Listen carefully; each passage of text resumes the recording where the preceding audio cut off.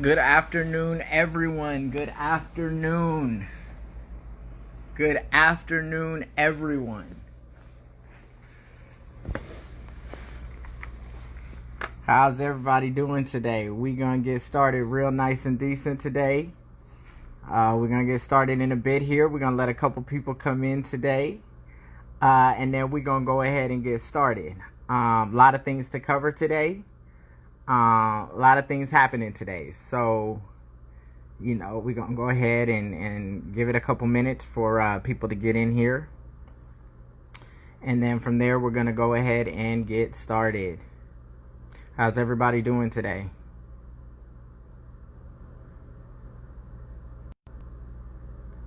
How's everyone doing today?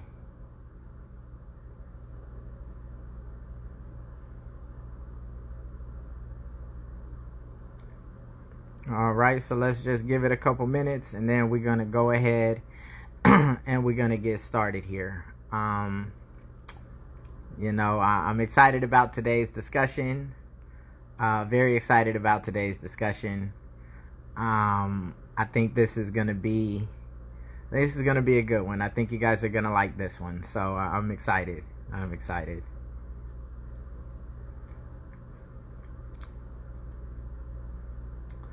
So let's see here. We're going to go ahead and get started because I got a lot of things to cover in a very short amount of time. So we're going to see what we can get done here. Okay. So this is another hashtag Get Real Woke, hashtag for the free discussion. Today we're having a discussion. This is Understanding Credit Part 3. So if you did not, catch the other credit discussions, I encourage you to go back and watch those.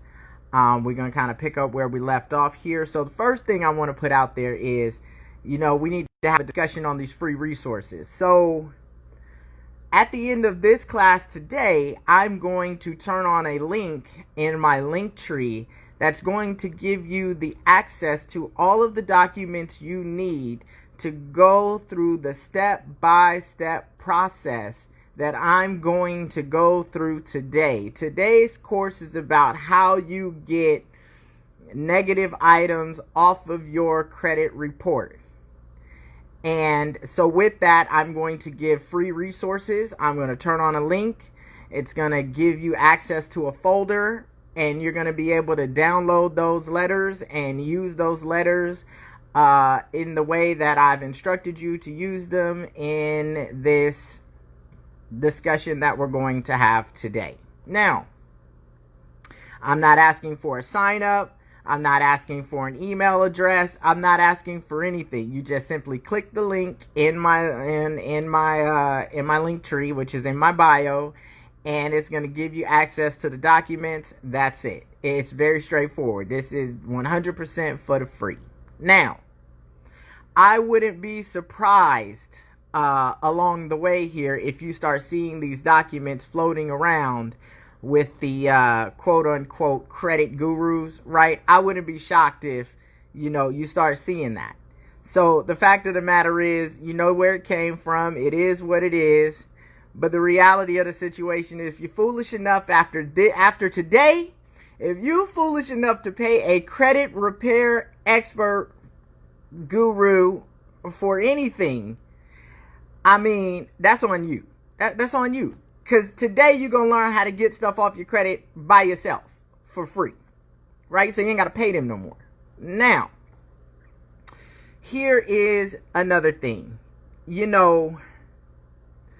As we move down this road, I'm going to cover a number of different things, right? And I imagine that along the way during this process of me giving away free information and the resources to be able to execute on this information, the coalition of self-styled gurus will probably come together, as they've already tried, and try to discredit the work that I'm doing here. But the reality of the situation is there is no substitution for the proper command of subject matter. There is no substitution for experience. There is no substitution for the ability to be able to execute consistently.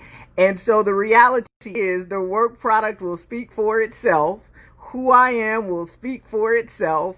And it is what it is. The facts have no feelings, only people do, and the truth always outlives the lie. So I'm never worried. It is what it is. I told y'all, I promised y'all, one of the things I promised y'all is that we would upgrade the standard of what is acceptable to charge for in the community. That starts today. That starts today. So here we go. Let's get right into it. So when we talk about getting things off of your credit and beginning to repair your credit, right? So one of the first things that you need to do is you need to be able to gain access to all three of your credit reports, so that way you're able to understand what is on your credit reports, so you can then begin to analyze and assess what it is that you need to be targeting to get off of your credit report. My recommendation is that you go to myfico.com. The link and resource will be available when I open the link today for you to be able to go directly to the website and get this product. It's going to cost you about $40 a month. But the reality of the situation, if you are really serious about building, maintaining good credit, cleaning up credit, and being able to put yourself in a position to generate consistent income, this is a $40 per month investment that you definitely make. The best place to get information is always from the source. And myfico.com is owned by the Fair Isaac Credit Organization. They put it out there. They are the source. They are the ones that run the FICO scoring models. If you're not getting it from them, where else are you going to get it from? That is the best place to get it, because you will be able to see your FICO score under all of the different FICO scoring models, so you understand truly where your FICO score is depending on what it is that you are trying to apply for credit for. Now, so that's that. So when we get into beginning to repair credit, there's some things that you got to understand. So number one, first of all, it's not what you say, but how you say things that matter, right? So it's not what you do, it's how you do it. It's not what you say, it's how you say it. Your words matter, right? When you are doing things, especially things that have to be put in writing, the old adage is very simple. Say it, forget it, write it, regret it. So what you put in writing, and even what you say on a recorded line, if it's not said properly, can hurt you later in a number of different ways. A lot of credit repair gurus will tell you to, when you dispute something, you know, they're going to dispute it for you. They're going to claim identity theft and say it's not yours, right? Well, here's the problem with that. What if the lender can actually prove and document that it's yours? Then the reality of the situation is you've told a lie. This is a misrepresentation. This is potential fraud. This is something that can get you in trouble if the lender or collection agency or collection company decides to push the issue. Now, the likelihood of them pushing the issue is very, very slim. But are you willing to be the one person that takes the risk to find out the hard way? That's the real question. Because it's all good until it's you, right?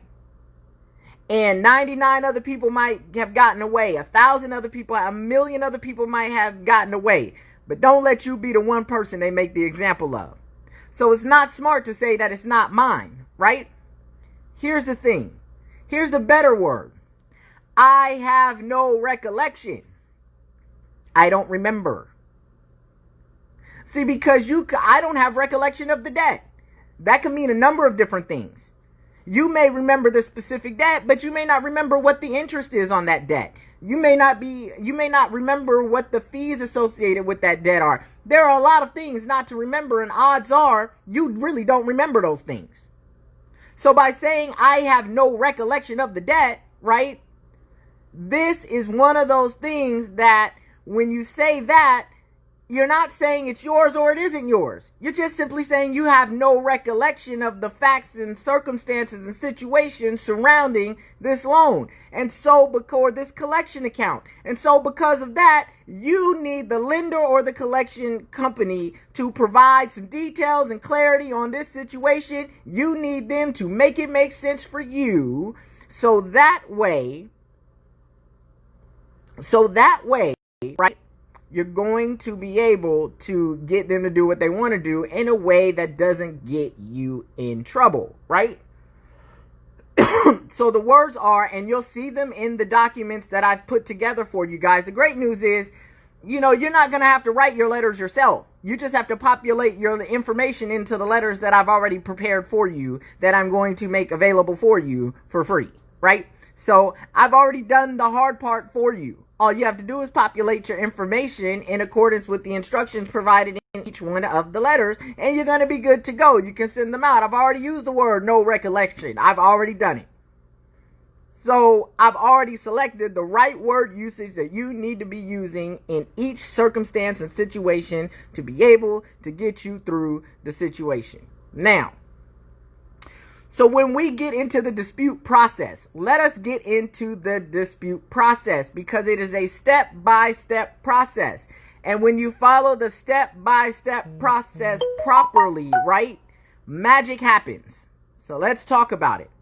So the first place you want to start when you're dealing with disputing items on your credit report, the first place you want to start is with the credit bureaus, right? You don't want to run directly to the credit agent, the collection agency, or directly to the lender, whoever has the file at that point, right?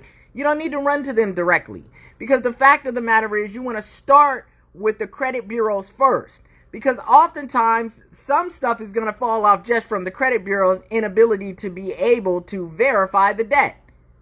So sending a simple letter to the credit bureau may even take care of 50% of your problems without you even having to talk to the lender or the collection agency. So start with the credit bureaus first. So the first thing you're going to do, and there are two ways you can do this. You want to ask the credit bureau to verify the debt. You can do a verification of debt request right online through all of the credit bureau's websites. I have provided links for you in the resources that I'm going to release to you for free to take you right there to be able to do that, right? So you can do a verification of debt online, right? And when you do this verification of debt online, you're still going to get a record of the date that you submitted the verification. The interesting thing about that is when you submit that verification online, they have receipt of it that day. The 30-day clock starts that day, right? So it's okay to do a verification of debt online because the fact of the matter is as you get through the process of having to do other things and you need to show proof that they received it, you can print out when you submitted that verification of debt request online, and that is valid. The other way you can do it is through a certified mail return receipt requested. You can do it that way. You can actually take one of the letters that I've drafted. You can go into the resources, get the credit bureau's address. You can put it on an envelope, put a stamp on it. You can go to the post office, get a certified mail receipt with return receipt requested, and you can send it that way. Then you'll have a documented record of when they received it and when they signed for it and who at the agency signed for it. So it's your choice which way you want to do it, right? Some people say, always do a certified mail return receipt requested. To me, it's the same thing, right? You're accomplishing the same objective. You are creating a paper trail that starts the 30-day clock in accordance with the Fair Credit Reporting Act, right? You're starting the clock. And that's what you really want to do is start the clock. Now, I do recommend that if you're going to go on the certified mail return receipt requested route, that you at least send it overnight. So that way it gets there faster. I mean, it's a couple extra dollars, but at least you're going to know it's going to get there the next day, right? So get up and go to the post office as soon as they open and do an overnight, and then it'll get there the next day. So you get the clock started faster, right? Because, you know, until that clock starts, until they receive that, that clock doesn't start. So you need to understand that. It's not 30 days from the time you send it. It's 30 days from the time they receive it. So the faster they receive it, the faster the clock can start, and the faster you're able to get the results and start on the path of getting the results that you really want to get. So that's that, right? So the verification of debt request letter, that's a document that I've put in the file for you guys that I'm going to make access to you at the end. I'm going to give you guys access to that at the end of this course, right? So at the end of this discussion today. So that's already in the file for you. You got that, right? Now here's the thing. What happens if the credit bureau that you sent it to doesn't respond within the 30-day period? On that 31st day, there's another letter that I have in the file for you that you can print out. It is a follow-up letter letting them know that the 30 days has expired, right? That now they have to take action under the law. You send them a copy of the, you make a copy of the original letter that you sent, the certified mail receipt, and the return receipt. You put them together, you put them in an envelope, and you send them out, right? And now they have to respond. And if they don't, if they still don't take action after that letter is received, give them another 30 days. If they don't respond, you now have a sufficient paper trail to be able to file a complaint with the Consumer Financial Protection Bureau. I have provided their address, their email, and their online link to be able to submit a complaint directly to them. And 9 times out of 10, if it goes to the Consumer Finance Protection Bureau, you're going to get some results. But in the event that you don't, you get to open a federal civil lawsuit against the credit bureaus. I can tell you, I've never had to go that far, right? Because reality is, if you've got your paperwork and your ducks in a row the right way when you're submitting things to these agencies, they're going to take action. Because the penalty for not taking action is up to $1,000 per item that is reporting inaccurately in violation of the federal statutes, the Fair Credit Reporting Act. It's very straightforward. They don't want to get hit with that fee. It's a waste of their time. It's better for them to just remove it. And oftentimes when they remove it, they'll let you know they've removed it and send you an updated copy of your credit report to be able to see that it's been removed, right? And that's the cool part. Now, what happens if you have a negative item that you're trying to get off that's reporting on all 3 credit bureaus? Okay, you're going to send that letter to all 3 credit bureaus. Letters in the file. Now, what happens if 1 or 2 of the credit bureaus remove it, but the 3rd one doesn't? Here's the great news. The credit bureaus generally tend to lockstep. That means that if one credit bureau does it, the other credit bureaus will remove it. Why?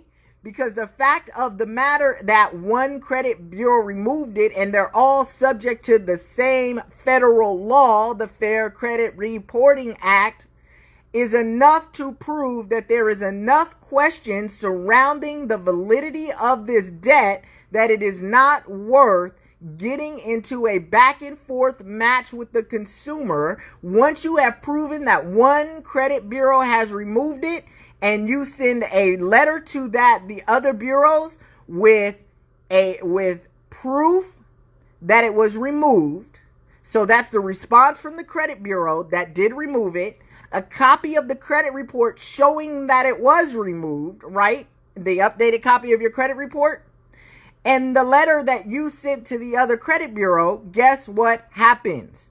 The other credit bureaus will lockstep and remove that off your credit. I know this for a fact because there was a situation I had to deal with right when I came home from my unneeded, unwanted, unplanned vacation. And when one bureau removed it, the other bureau didn't. I sent the information to the other bureau and it went away. Period. They lockstep. So what you would generally do in a situation like that is you send a letter to the other bureaus with the proof of the removal. You send the letter certified mail, return receipt requested. You send the initial verification request that you sent to the other bureau. You send proof of the bureau's response. You send proof of the removal, right? And you send the bureau's deletion record and a copy of your updated report with the bureau showing the removal, and it's over with. It's gone. They're going to take care of that. But what happens if they don't do it? What happens if they decide they don't want to do it? It's very unlikely, but you have redress with the Consumer Financial Protection Bureau. Send all the documents to the Consumer Financial Protection Bureau. You're going to get some results. That's a fact. And in the rare event that they still want to be how they are, you got federal civil action. And nobody's going through that. These credit bureaus deal with this every single day. They have a very clear process. They are not inviting headaches. So that is that. Now, let's talk about something else.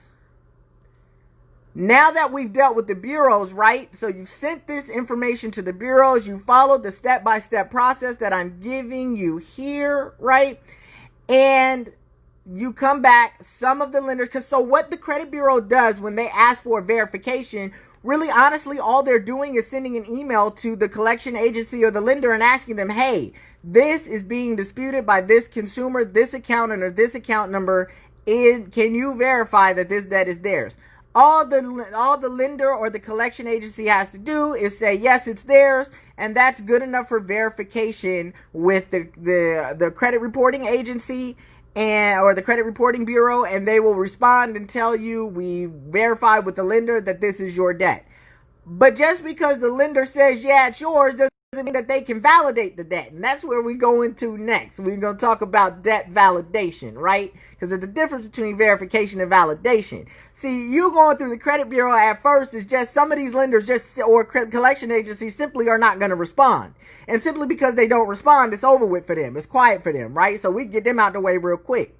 So now that we've gotten them out the way, we got to deal with the ones that actually took the time to send an email back and say, hey, yeah, well, that's their debt. Okay, all right, cool. So now, this is what we're going to do. We're going to deal now directly with the lender and or the collection agency, whoever owns the debt at that time, right? So now, what we're going to do now, and a lot of you guys have asked me for this from the last class because I read it in the last discussion. It's available for you guys now. I'm going to make that available for y'all today. I'm going to turn on my little link and y'all going to get it. The validation of debt letter I read to y'all got that for the free. Y'all got that. It's in there. Like I put it in there for y'all. It's for the free. It's yours. Check this out, right? You're going to send that validation of debt letter to each of the companies that are collection companies or lenders that actually responded to the credit bureau. You're going to send one of them to each of them. Certified mail, return receipt requested. The lender and or collection company, whoever owns that debt, check this out, they got 30 days to respond. 30 days. And they have to respond in accordance with what you specifically asked for. It's an all or none game. All or none. It's all or none. The way I wrote this letter, it's all or none. I cite the Fair Debt Collection Practices Act, and where a lot of, I would say 99.9% of these fake ass credit repair gurus don't know nothing about, right, is the United States Patriot Act, Bank Secrecy Act. They don't know that if somebody verifies your identity, if you ask them, they have to prove that they verified your identity to verify that the person that applied for and got the debt is actually the real person. They have to show you and prove to you that they did that. It's the United States Patriot Act, Bank Secrecy Act. Yes, I put that in the validation of debt request. So when I ask them to prove that, I cite that specific federal law, period. It's like 13 USC 51, like 11 to 5130 or something like that. It's in there. So it's all or none. You got to answer all 8 points, because a partial answer is just the same, and I put it in here. If you only answer partially, that is the same as a non-answer, and you waive your right to collect. Period. It's over with. We hitting them hard, baby. We gonna hit them hard and fast, right? So now, we send that validation of debt letter out to them, certified mail return receipt requested. We wait for 30 days, right? On that 31st day, if they haven't responded or they've only partially responded, here's what happens next, right? Once they have not responded or have not responded in full, we're going to send a follow-up letter, which is in the file for you, to the credit bureaus. We're going to send a copy of the validation letter that we sent to the lender or collection agency. We are going to send a copy of the lender or collection agency's response if they responded partially. We're going to send that. If they didn't respond at all, well, ain't nothing to send because they ain't respond. And then we're going to send a copy of the certified mail receipt and the return request receipt to show the time that they received it and that the 30 days has elapsed. The credit bureau at that point now has 30 days to take action. If they don't take action, we get to send a follow-up letter similar to the one we sent when we were talking to the credit bureau directly. We send that to them. We get them another 30 days to respond. The credit bureau doesn't take action. We file a complaint with the Consumer Financial Protection Bureau. We're going to send a copy of the follow-up letter that we sent to the credit bureau. We're going to send them a copy of the debt validation letter that we sent to the lender or collection agency. We're going to send the second follow-up letter that we sent to the credit bureaus. We're going to send both copies of the certified mail return receipt requested for the credit bureau and for the lender who we sent the debt validation letter to, right? We're going to do that. And once we do that, we're going to wait. And the Consumer Financial Protection Bureau going to step all in their neck. And it's going away. But again, it is very unlikely that you're going to have to go that far, because the fact of the matter is, if the collection agency ain't do what they supposed to do, the credit bureau is not putting themselves on the line for nobody's collection agency and no lender. Hey, look here. You ain't do what you're supposed to do. That's on you. It's over with. It's quiet. Credit bureau ain't getting sued. Credit bureau ain't paying no money on behalf of no collection agency or lender who cannot properly do what they're supposed to be doing under the Fair Debt Collection Practices Act. It's very straightforward. It's very, very, very straightforward. Know what I mean? So now, so that's that, right?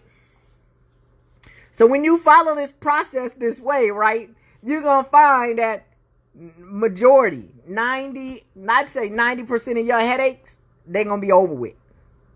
And you're going to be able to start building your credit, which is what we're going to talk about next week. Now, let's talk about inquiries. Because some of you guys are going to ask me, well, you know, Fred, how do you get inquiries off of your credit report? All right, let's talk about that.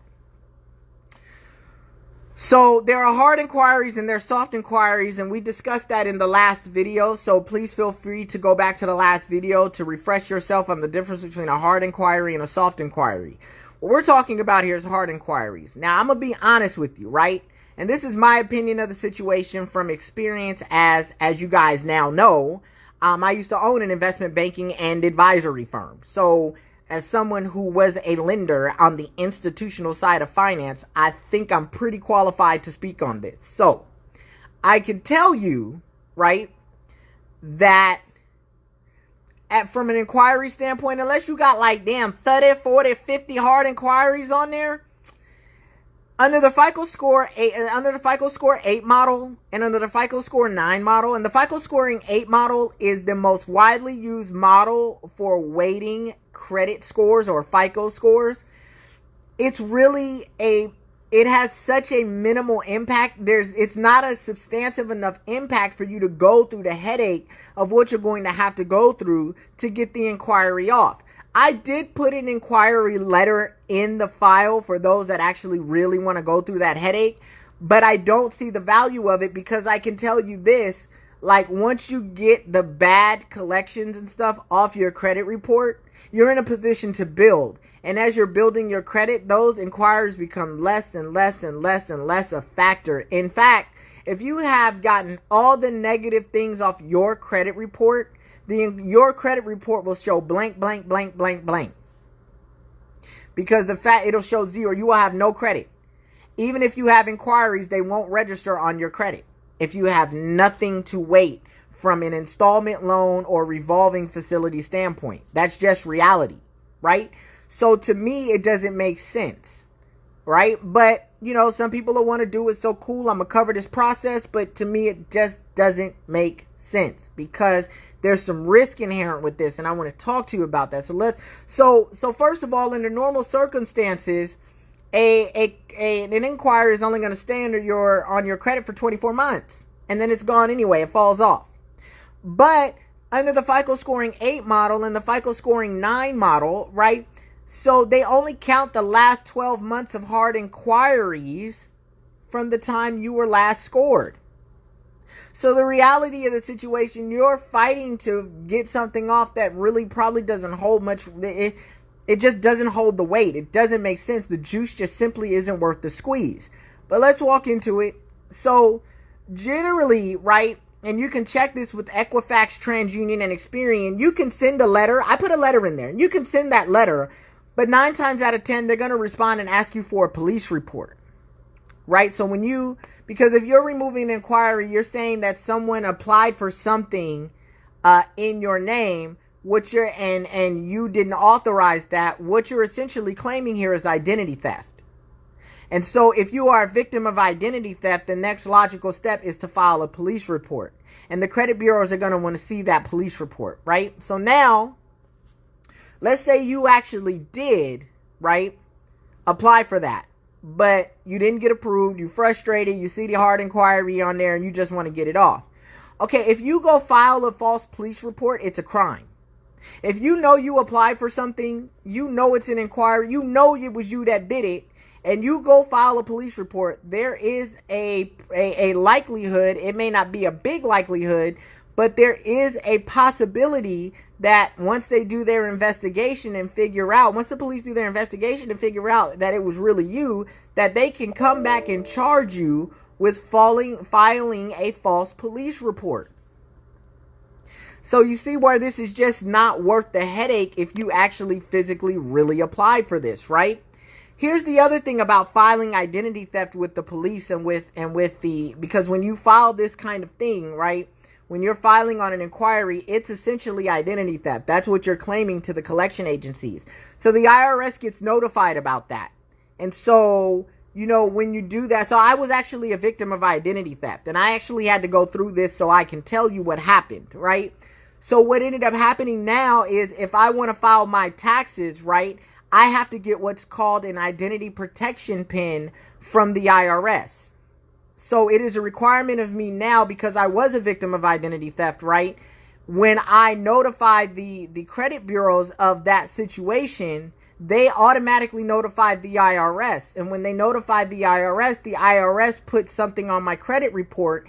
And because of that on my tax filing. So now every year when it's time for me to file taxes, they send me a letter in the mail that gives me what's called an identity protection pin. And in order for me to file with, let's say, TurboTax or any of those other online filings, or even to file directly with the IRS online, I have to submit my identity protection pin. And if I don't submit my identity protection pin, I can't do my filing online. The only way I can get around it, if I don't have the identity protection pin, I can try to apply for it online. But if you've moved or anything like that and your address isn't current with the IRS the IRS, or if you can't remember the address you had since your most recent filing, you're not going to be able to get your identity protection pin online. And so that being the case, the only way for you to be able to file your taxes at that point, you're going to have to do a paper filing with the IRS. So this is what you go through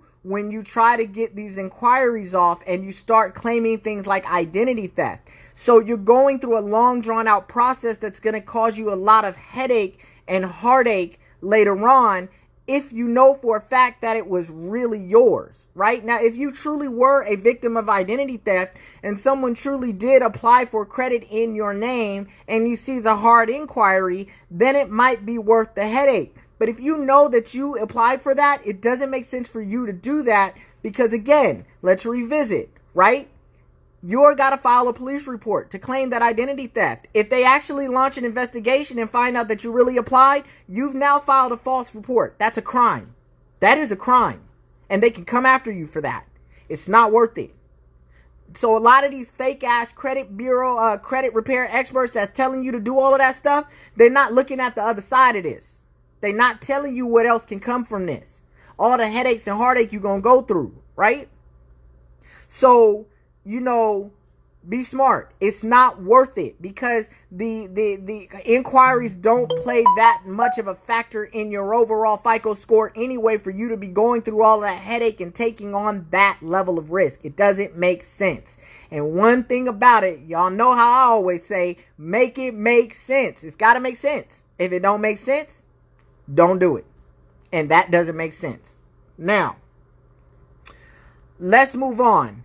So I wanted to cover that and tell you that, but going through the inquiry process is the same thing. You're doing the same steps that you would go through if you were going through the collection account or lender account removal process. It's the same thing. You're sending a letter, you're waiting 30 days, you're sending up a follow-up letter. There's no credit bureau, there's no collection agency or anything like that involved at this point. You're dealing with this straight with the credit bureau and the people you applied for credit with, right? These are the people you are doing this with. So that's that, right? So, you know, if they don't respond properly, you always have redress with the Consumer Financial Protection Bureau. And if you don't get redressed that way, you can always file a civil suit. But the process is exactly the same. I did put a letter in the file for you guys that you guys will get access to at the end of this discussion. You know, if you want to go down that route with inquiries, go for it. But one thing I'm going to tell you, right? Because y'all know I'm willing to help y'all however I can. You know that if you reach out to me in the DMs, I'm going to respond when I can. If you come to me with inquiries, right, I'm probably going to tell you that I'm not getting involved in that. And the reason why that is because the truth of the situation is, hey man, a pair of lips can say anything at the end of the day. And just because you tell me, I swear to God, that's not mine, bro, I don't know that it is. And if I advise you and help you get through that, right, and it comes out that that's fraud, man, I can get tied up in a conspiracy at that point because I assisted you in that foolishness. So 9 times out of 10, you won't get any advice on inquiries from me. But if you get stuck in the process, you know, disputing your collection accounts or lender accounts and things like that, reach out to me. You have the documentation, but some of you guys may get stuck along the way or not remember, or, you know, something may come up that's not expected, and I'll be able to guide you and help you through that. And again, that's for the free. It's for the free. Just reach out. It's for the free. So that's that. Now, here's the thing. What I'm explaining to you about dealing with these types of things, collection accounts and accounts with lenders, this does not apply to government-backed student debt. This does not apply to government-backed student debt. So let me deal with a myth that's going around. There are fake credit gurus, these self-styled credit repair experts that are going around here telling you that they can get government-backed student debt off your credit report. They are liars. Even if it falls off temporarily, it will guaranteed come back. The only way you can deal with government-backed student debt is like this. I'm going to explain it to you.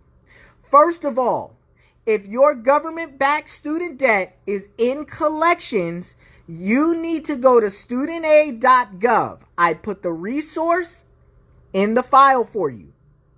It is one of the links that I put in the document that I created for you guys, along with the address to the credit bureaus, Consumer Financial Protection Bureau, all of that. I put these links in there for you.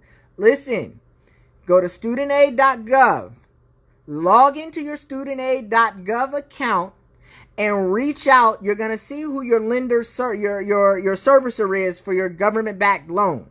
Reach out to them and tell them that you want to reinstate the loan. You cannot negotiate anything until your loan is reinstated. Once your loan is reinstated, it's a very simple process. You just tell them you want to reinstate the loan, and they reinstate the loan for you. They have you sign a document, you reinstate the loan. At the point in time that you've reinstated the loan, and you can read this right on studentaid.gov. Nothing I'm telling you here is some magical, mystical secret. This is available on studentaid.gov. All you have to do once the loan is reinstated, you go into what's called a loan rehabilitation. And what you're going to do when you apply for loan rehabilitation is you're going to apply for a payment arrangement based on your financial situation. So if you're unemployed because of COVID, well, first of all, let's cover something that is publicly broadcasted on the studentaid.gov website.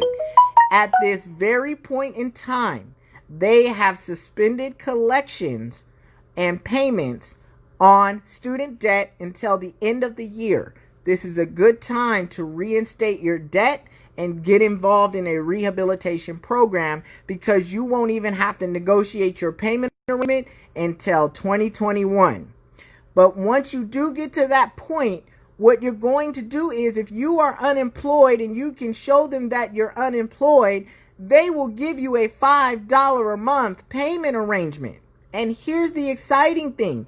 If your income is not good, you're struggling right now, man, their payment arrangements go all the way down to $5 a month. When you get into a loan rehabilitation, they automatically remove the account from collection status on your credit report. They automatically, once you enter a loan rehabilitation, they automatically remove the student debt from your collection portion of your credit report. Period. This is easily researchable at studentaid.gov. Now, the lates and all of that, they're not removing that. So if you were 90 days, 120 days, 180 days, whatever it was, not 30 days, all of that's going to stay there. But they will remove the account from the collection status on your credit report, which is going to give your credit report a market improvement. Even if it's got lates are a lot better than a collection account. Believe me. So that is how you deal with your government-backed student debt. That's how you deal with that. Now, let's talk about something else that's really, really, really important. Federal and state tax liens, child support obligations, and bankruptcies. Even there's a lot of these cell-style credit repair gurus that are telling you that this stuff can come off your credit report. It may temporarily, but it will come back.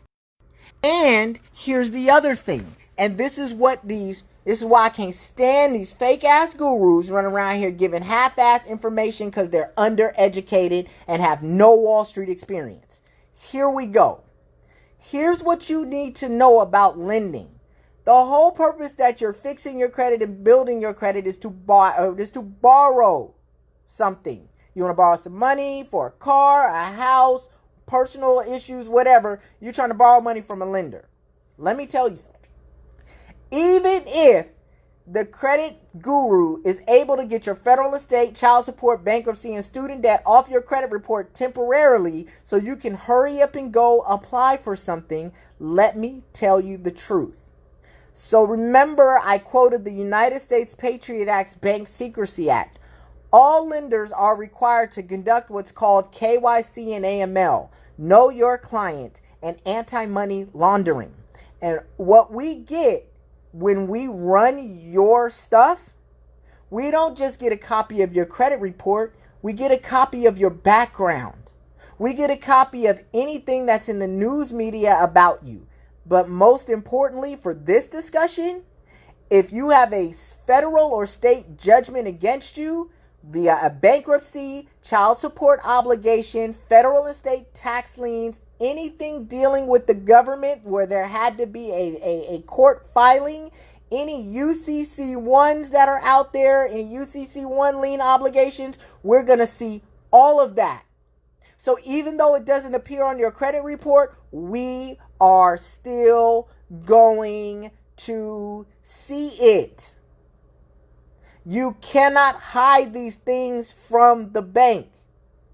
So all these self-styled gurus out there telling you that they can get this stuff off of there and it's going to make your credit great, do not understand that if it went through a federal and state court, we see it anyway when we run KYC and AML.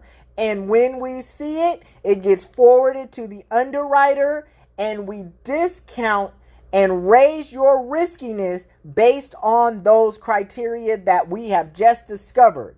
In fact, you become an even more riskier borrower because it becomes obvious that you are trying to obfuscate a negative past and trying to hide it from us and paint a picture that you are in better credit shape than you really are. We are much more likely to deny the loan if we discover something that it appears that you try to hide from your credit report. I'm telling you. From someone who used to own an investment banking and advisory firm and who's done tons of lending, I can tell you for a fact that that is how it goes. This ain't something I read. This ain't something I heard. This is something that I've done. It is what it is. Do not try to play that game. Keep it a buck.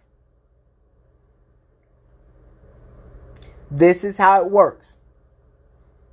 Now, so I covered everything that I really wanted to cover in this situation. Funny enough, I thought this was going to take me longer. So here is what I do want to talk about. Since I got, about 14 minutes. I did a good job here. Hey, check this out, right? So let me tell you what I envision for this, right? I say hashtag for the free. And, I mean for the free. As we get down this road, when I get into real estate, right? I'm actually going to write models. I'm actually going to build spreadsheet models for you guys. And I'm going to give them to y'all so y'all be able to run your own numbers and really calculate, all your ROIs, the net present value of money, all of that stuff that I'm going to teach y'all about. I'm actually build the models for you, the spreadsheet models, and I'm going to release them to you so you can have them, right? So you'll be able to run your own numbers very easily, right? Easy. I'm going to teach you how to do it the right way, right? One thing that you got to understand, and you'll start seeing this starting from next week, right? Is that, it's all about numbers. It's all about the numbers. I stick to the numbers. It's never emotional.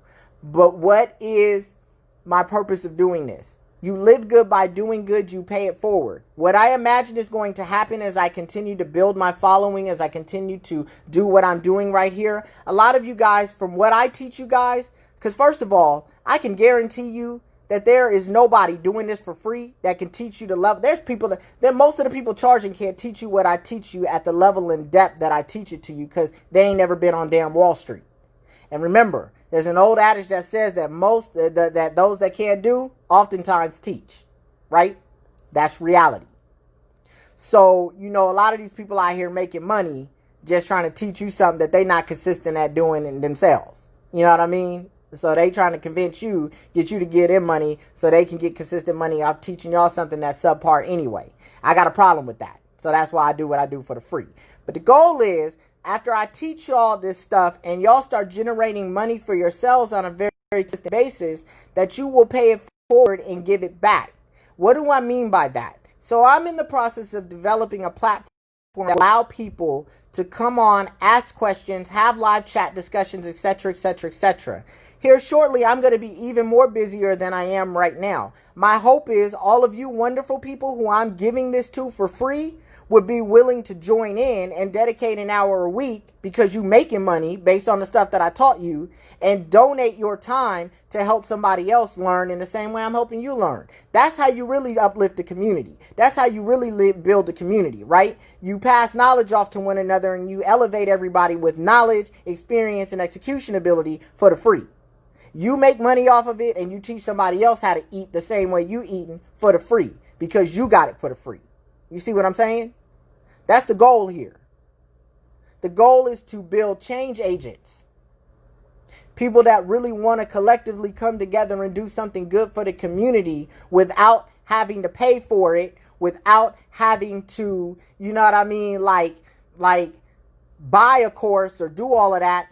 All these dudes charging all this money for these courses and all that bullshit. If you really cared about the community and you really had the proper knowledge, if you really had proper command of subject matter, you'd be able to eat on yourself. And you could run 100% free discussion like I do. Because that's what I do. My shit's 100% free. And it will never change. I make a good living without having to charge for subpar education. I give you top quality education for the free. The goal here is to raise the standard of knowledge.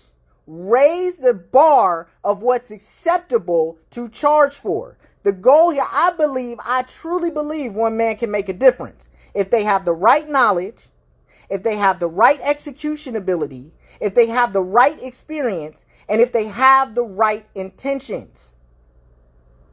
I truly believe that. Wholeheartedly. And I'm going to prove it with what I'm doing here. That is the goal. That is why I'm doing what I'm doing. I'm going to prove to you that one man can make a difference. And I promise you this.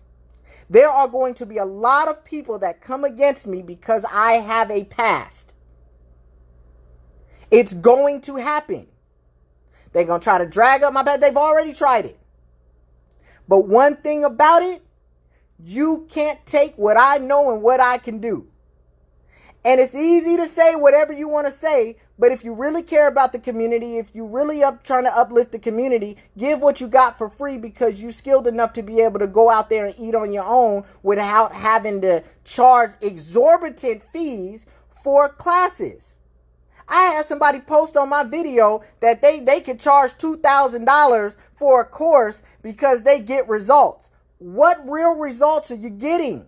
Because the fact of the matter is, this same person, and they know who I'm talking about, the same person went into a dealership, bought a brand new car cash, which definitely showed his undereducation, because the fact of the situation is, why would you buy a brand new car in cash when as soon as you drive off the lot, you're going to take a 25% hit in depreciation? So you paid cash for a car that's worth less than you bought it for the moment you drove it off the lot.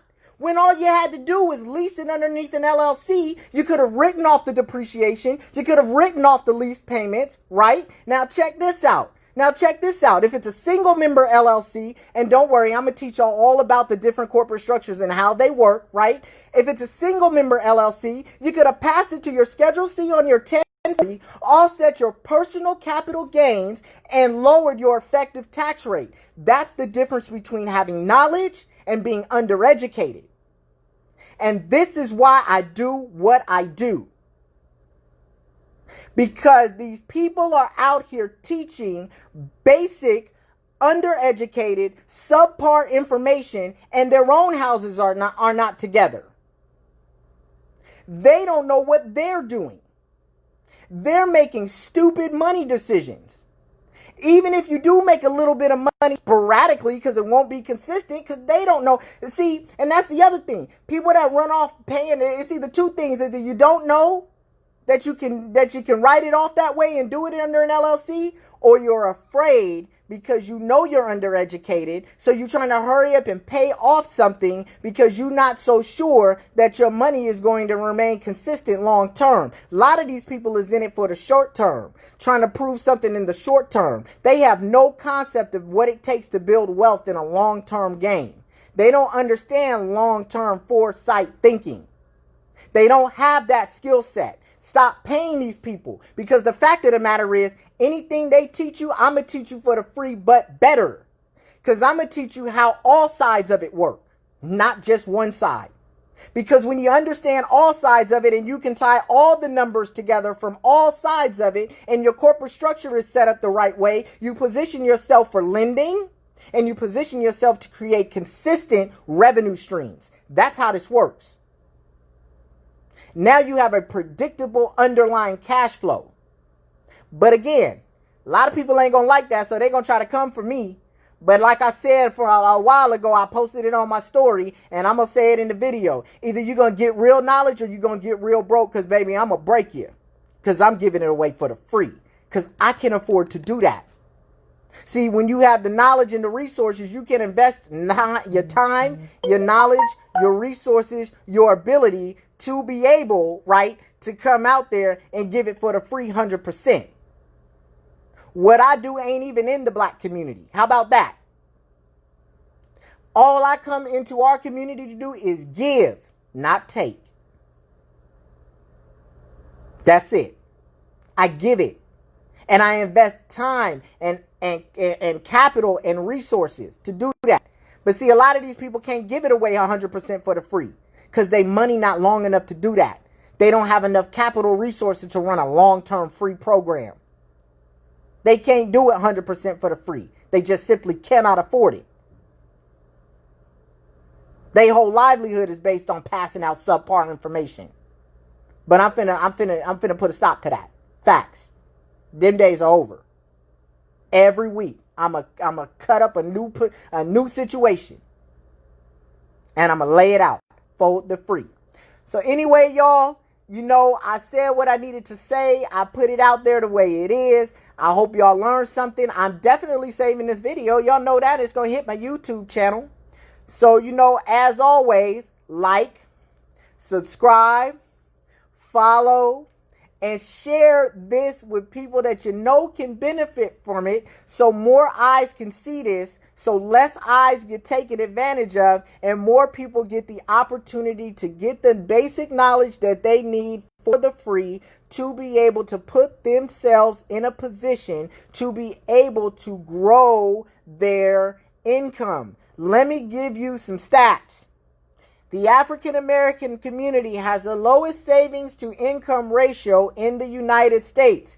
The average African American has less than $1 in savings. We have the lowest average FICO score in the United States. But it's because we lack basic financial literacy. And the reality of the situation, and I think this is what pisses me off the most about the situation, is you get a few little people around here, these self-styled fake-ass gurus, running around here and learn one little trick. And because they have this one little trick that they know that most of the black community doesn't, which is subpar and basic, they want to charge these crazy-ass exorbitant fees for this one little trick. That is not right. That is not how you uplift the community. That is not how you build a strong collective. That is not how we elevate and get ourselves out of the mental binds that slavery still has on us today. So I'm ending that for the free. 100% for the free. That's it. And I guarantee I'll match with anybody that calls themselves a self-styled guru in business, finance, real estate, lending, any of that. We can match up. And we'll go knowledge for knowledge. I'm going to win 100% of the time. That's a fact. Because if you ain't been on Wall Street, and not only that, if you've never owned an investment banking and advisory firm, if you've never managed substantial dollars, and when I made my disclosure video, y'all saw the numbers, $3.7 billion in assets under management still recorded in the SEC database. If you ain't touched that level, you ain't on my level. Facts. Because you can't even begin to fathom what it looks like to manage that kind of money. At all. Period. So as I said, like, subscribe, follow, share with people that need this and can benefit from this. Help me raise the follower base so that way we can get more eyes on this content. Y'all, I appreciate y'all for showing up. I appreciate y'all for participating with me. I appreciate what we're doing around here. Let's keep going. Let's keep growing. Let's keep leveling up together. Each one teach one. You know what I mean? If y'all got any questions, if y'all got any comments, y'all got any issues, you need help with anything, if I can help you, I'm going to help you. Feel free to reach out anytime. Anytime. Hit me in a DM. I may not be able to respond right away, but I will get back to you, all right? Y'all enjoy y'all day. Y'all have a great, happy Sunday. It's football season, y'all. And my Niners is playing at 425. I'm in there. I'll talk to y'all later. Have a great day.